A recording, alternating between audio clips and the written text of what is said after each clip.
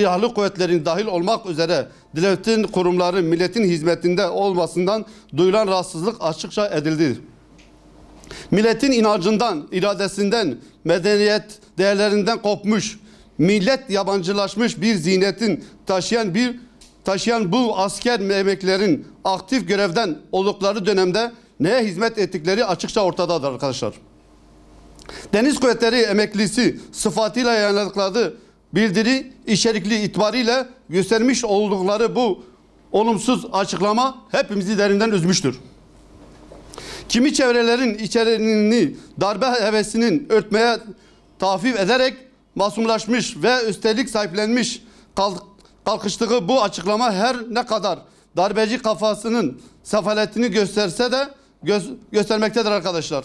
Bu milletin bırakın açıktan darbe çağrısına, iradesine yönelik hiçbir vasiyet imasına tahammülü yoktur. Bu nedenle emekli olsalar siyaset müdahale etmek hastalığına nüksetmektedirler. Milletin sessiz kalması düşünülemez. Milletimizin açıklamayı yapanlar ve yazanlar ve yayınlar da farkındadırlar arkadaşlar. 15 Temmuz'da kursaklarında kalan heveslerinden FETÖ ayarları açıklaması satır aralarında gizlemiş bir şekilde görüyor. Kirli niyetlerini not ediyoruz. 15 Temmuz gecesi bütün vahşetiyle uygulanan ihanet planlarının milletimiz çelik göğsüne çarparak nasıl suya düştüğünü hatırlatıyoruz.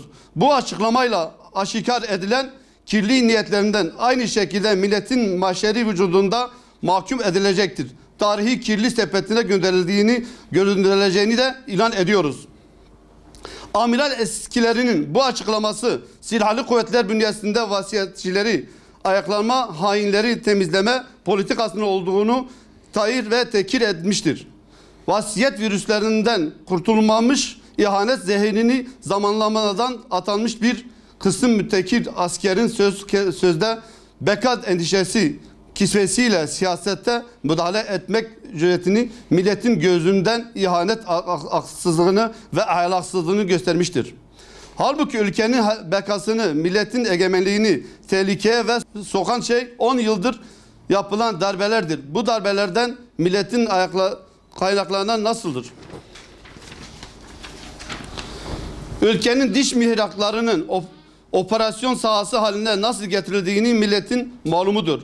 Unutulmamalıdır ki 15 Temmuz gecesi darbeyi ünleyen darbecilere meydanları dar eden millet Türkiye'nin tarihinde vasiyetinin izlerini yarından muhtıra ve darbe fikrini söküp atmıştır. Bütün darbe heveslerini vasiyet sevdaları bilmelidir ki 250 şehidimizin kanıyla 15 Temmuz gecesi darbecilere karşı yazılan manifesto ve bu ülke için sadece bir millet değil kanlı imzalamış bir ahittir. Bizler darbenin kendisi bir yana imasını dahi tahammülümüzün olmadığını şehitlere verdiğimiz ahinimizle arkasındayız. Millet iradesinin yanında darbelerin ve ihanetin karşısında olmaya devam edeceğimizi herkese ilan ediyoruz. Türkiye'de artık darbelerden hesap sorulan bir ülkedir. Ankara Cumhuriyet Başsavcılığı'nın 103 amiral eskisi açıklamalarının hakkında soruşturma başlatılmış olması yerinde buluyor. Faillerin birlikte işaretçilerin ve azmettiricileri de ortaya çıkacak bu bir hukuk sürecidir. Bizler memursen olarak 81 ilde milletin iradesine karşı bir müdahale hevesi olarak gördüğümüz bu meşhur açıklamaya imza atanların hakkında suç duyurusunda bulunuyoruz. Millet olarak irademizi uzatmak isteyenleri elini arkasındakilerini ortaya çıkmasını, yargılanmasını, cezalandırılmasını istiyoruz.